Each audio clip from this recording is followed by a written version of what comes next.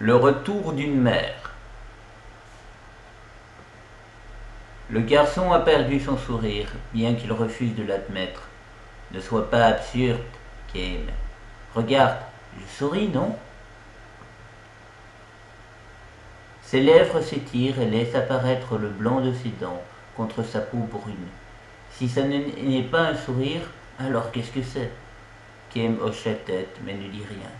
Il tape sur l'épaule du garçon comme pour dire « Bien sûr, bien sûr. » Allez, regarde-moi bien, je souris, non? C'est vrai, tu souris. Peu importe. Laisse tomber, allez, on y va. Le garçon est d'une nature gentille et ouverte. Dès son arrivée, il est devenu ami avec Kim, tandis que les autres habitants de la ville ont préféré garder leur distance avec l'étranger et voyageurs. Bien sûr, le garçon n'a pas choisi Kim, qui est bien plus âgé que lui, comme compagnon de jeu. Il mène Kim à l'auberge, qui n'a pas encore ouvert ses portes pour la journée. Je déteste te demander de faire ça, mais est-ce que tu pourrais m'aider, s'il te plaît? La voix du garçon semble avoir été entendue. Dans l'auberge, un ivrogne hurle, à gorge déployée. Il a l'air particulièrement mauvais aujourd'hui. Kim réprime un soupir et entre dans l'auberge. L'homme sur le tabouret est le père du garçon. Encore une fois, il est déjà soûl à midi. Le garçon est ici pour le ramener chez lui. Il regarde son père d'un air triste. Kim place son bras autour de l'épaule du père et écarte discrètement la bouteille de whisky. Ça suffit pour aujourd'hui, dit-il. L'homme pousse le bras de Kim et s'effondre sur le bar. Je déteste les gars comme toi, dit-il. Ouais, je sais, dit Kim. Pourtant, il est l'heure de rentrer. Tu as assez bu comme ça. Tu m'as entendu? Kim, espèce de vagabond, je déteste les gars comme toi. Je déteste vraiment les gars comme toi. Le père est toujours comme ça lorsqu'il est saoul. Il insulte tous les vagabonds, il cherche la bagarre, et finalement il s'écroule sur le sol et s'endort. Son fils est trop petit pour le ramener chez lui. Dans un soupir, Ken se retrouve une fois encore à supporter le poids du père ivre pour l'empêcher de tomber du tabouret. Le garçon fixe son père, un mélange de tristesse, de colère et de pitié dans les yeux. Lorsqu'il croise le regard de Ken, il hausse les épaules, comme pour dire « Désolé de t'embarquer dans cette histoire encore une fois. » Mais Ken a l'habitude. Il a vu le père ivre-mort presque tous les jours au cours de l'année, depuis le moment où le garçon et son père se sont retrouvés à vivre seuls. « Bon, très bien, » dit le garçon avec un sourire forcé, comme s'il essayait lui-même de se résigner à accepter la situation. Pauvre papa, pauvre moi. Supportant le poids du père sur son épaule, Kim sourit au garçon et dit « Ouais, mais toi tu ne sors pas et tu ne te saoules pas, comme il le fait. » Fait le garçon en bombant le torse. Parfois les enfants sont plus forts que les adultes. Le sourire de Kim s'élargit, comme pour lui dire « Tu as raison. » Bien sûr que j'ai raison, semble dire le sourire qu'il fait en retour. Au cours de l'année, le garçon de 10 ans a toujours fait le même sourire. Un sourire si glacial qu'il vous gèlerait la langue, si vous pouviez y goûter.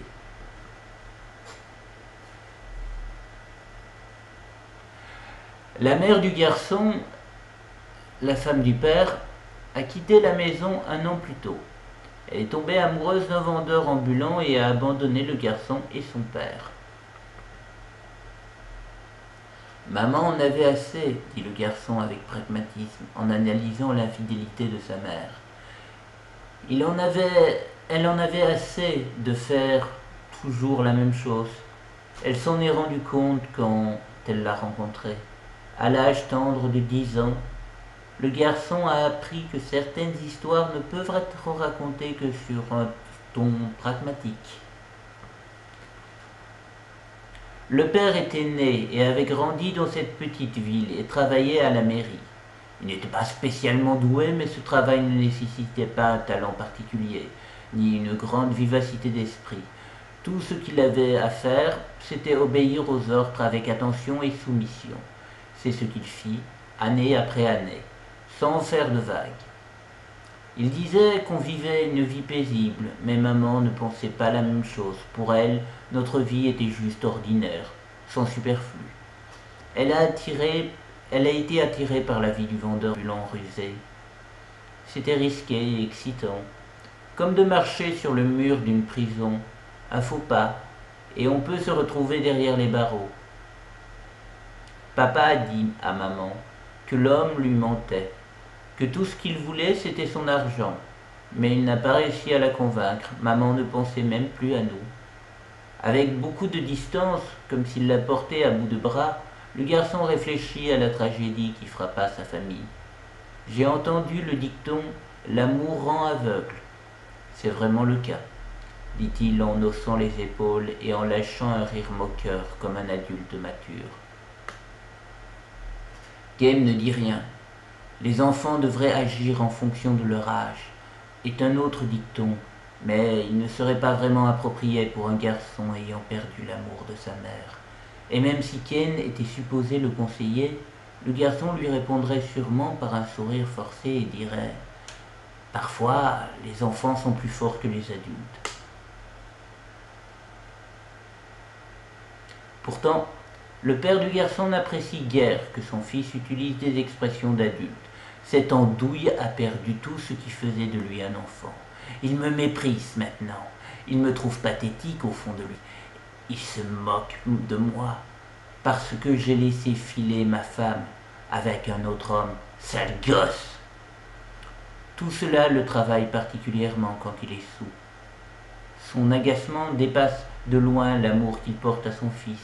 Parfois, il gifle même le garçon. En tout cas, il essaye. Quand il est ivre, le garçon peut facilement esquiver ses gifles, et son père finit souvent étalé sur le sol. Même noyé dans son océan d'alcool, il peut parfois devenir subitement sérieux et commencer à s'interroger. « Dis Ken, tu voyages depuis longtemps, hein ?»« Oui, oui. »« Et ça te plaît tant que ça ? Aller dans des villes inconnues, rencontrer des étrangers, ce n'est pas une vie. Est-ce merveilleux au point de vouloir tout abandonner pour vivre de la sorte ?» Il demande la même chose encore et encore. La réponse de Kem est toujours la même. Parfois c'est très plaisant, parfois beaucoup moins. Il ne sait pas quoi dire d'autre. Tu sais Kem, je n'ai jamais mis un pied en dehors de cette ville. Pareil pour mon père, mon grand-père, mon arrière-grand-père et ceux qui l'ont précédé. On est toujours né et on a toujours grandi ici. L'ami de ma femme aussi. Ça fait des générations que nos racines sont ici. Alors pourquoi a-t-elle fait ça? Pourquoi est-elle partie? De quoi avait-elle tant besoin pour nous quitter, moi et son propre fils? Kem se contente de sourire, sans répondre. La réponse à une telle question ne peut pas se dire avec des mots. Il a beau essayer de l'expliquer, la raison pour laquelle certaines personnes prennent la route sans pouvoir résister ne peut être comprise par ceux qui n'ont pas cette pulsion. Le père fait simplement partie de ces gens qui ne comprendront jamais. Incapable d'arracher la moindre réponse à Ken, le père se replonge dans l'alcool. « J'ai peur, Ken, dit-il. Mon fils pourrait faire de même. Il pourrait partir et m'abandonner d'un jour à l'autre. Quand je l'entends parler comme un adulte, je suis tellement terrifié, je n'arrive pas à le supporter. » Finalement, la mère du garçon revient. Le vendeur ambulant a épuisé toutes ses économies, et quand il n'a plus eu besoin d'elle, il l'a quittée. Brisée physiquement et mentalement, il ne lui reste qu'un endroit où aller, la maison qu'elle a abandonnée. Avant son retour, elle écrit une lettre de la ville voisine. Après l'avoir lue à maintes reprises, les yeux imbibés d'alcool, son mari s'esclave. Bien fait pour cette garce! Il fait mine de déchirer la lettre devant Kem sans la montrer à son fils. Kem raconte tout au garçon et lui demande « Qu'est-ce que tu veux faire ?» Quoi que tu décides, je ferai en sorte que tu y arrives. Quoi que je décide, répond le garçon avec son habituel sourire détaché. Si tu veux quitter cette ville, je me débrouillerai pour que tu aies assez d'argent pour tenir un moment, dit Kane. Je peux bien faire ça. Il est parfaitement sérieux. Le père n'a aucune intention de pardonner à sa femme. Le sourire fier et revanchard au coin des lèvres, il va certainement la repousser si elle apparaît. Pourtant, Kane sait très bien que si la mère perd sa maison et quitte la ville une fois de plus, le père va replonger dans l'alcool, maudire l'infidélité de sa femme, pleurer sur son sort, reporter sa colère sur les étrangers et constamment révéler ses travers à son fils. C'est ce que les longues journées passées sur la route ont appris à Kane. Voyager sans cesse implique de rencontrer de nouvelles personnes et le père de l'enfant est certainement l'une des personnes les plus faibles qu'il ait rencontrées. Tu pourrais rejoindre ta mère et aller dans une autre ville. Ou si tu voulais aller quelque part tout seul, je pourrais te trouver du travail. Selon Kane, les deux solutions seraient bien meilleures pour le garçon que de continuer à vivre seul avec son père. Pourtant, le garçon, apparemment intrigué, regarde Kane droit dans les yeux, laissant apparaître ses dents blanches. Tu as voyagé longtemps, Kane, hein? Oui, toujours seul, parfois accompagné. Le garçon hoche légèrement la tête et avec le sourire triste d'un adulte dit « Tu ne comprends toujours pas, hein? Quoi? Tous ces voyages et tu ne comprends toujours pas la chose la plus importante. » Son sourire triste devient glacial, à nouveau. Kane comprend finalement de quoi voulait parler le garçon 3 jours plus tard. Une femme à la mine fatiguée, les vêtements en lambeaux se traînent jusqu'au marché. Les citadins reculent sur son passage en la fixant. Elle se retrouve seule au milieu d'un large cercle. La mère du garçon est revenue. Le garçon se faufile à travers la foule et entre dans le cercle. La mère voit son fils et ses joues fanées par le voyage laissent apparaître un sourire. Le garçon fait un pas, puis un autre, vers sa mère décharnée et souriante. Au début, il est hésitant, mais à partir du 3e pas, il se met à courir et il jette ses bras autour d'elle. Il pleure, il sourit, pour la première fois. Kane voit en lui le sourire lumineux d'un enfant. « Je suis désolé, je suis tellement désolé, pardonne-moi s'il te plaît, » l'implore sa mère en larmes. Elle serre sa tête sur son sein et dit, en souriant entre deux larmes, « Tu as tellement grandi. » Puis elle ajoute, « Je ne te quitterai plus jamais, je resterai ici pour toujours. » Des voix s'élèvent dans la foule. Le bruit provient de l'auberge. C'est au tour du père de fendre la foule et d'entrer dans le cercle. Il est sourd, le pas chancelant. Il se dirige vers sa femme et son fils. Il fixe sa femme. Le garçon est debout, entre les deux, protégeant sa mère. « Papa, arrête !» hurle-t-il. « Maman est revenue. Ça suffit, non? Pardonne-lui, papa, s'il te plaît. » Sa voix est emplie de larmes. Le père ne répond rien. Le regard tourné vers les deux, il s'effondre à genoux, les bras grands ouverts. Il étreint sa femme et son fils.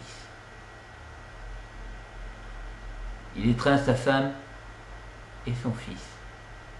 La famille déchirée est à nouveau réunie. « Papa, ne nous serre pas si fort, ça fait mal. » Le garçon pleure et sourit.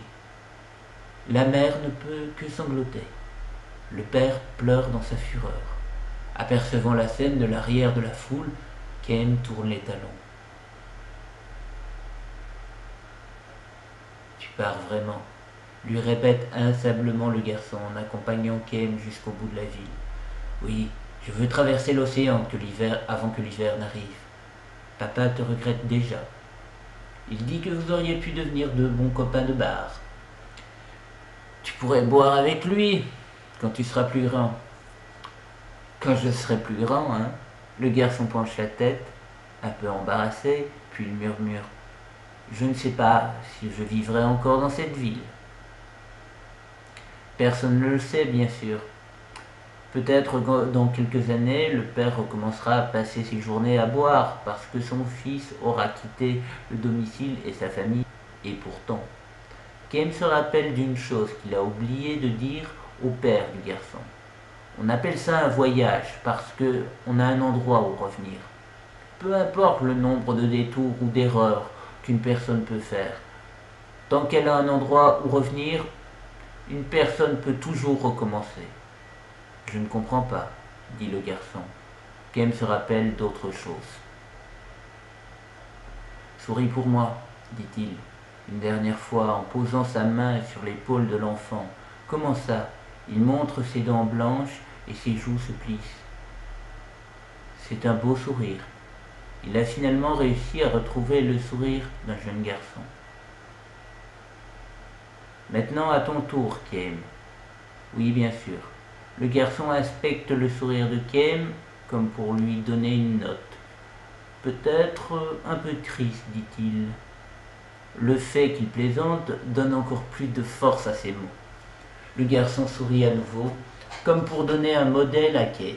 Bon, eh bien, dit-il en remuant la main, je vais faire des achats avec papa et maman aujourd'hui. Kem lui sourit aussi et s'en va.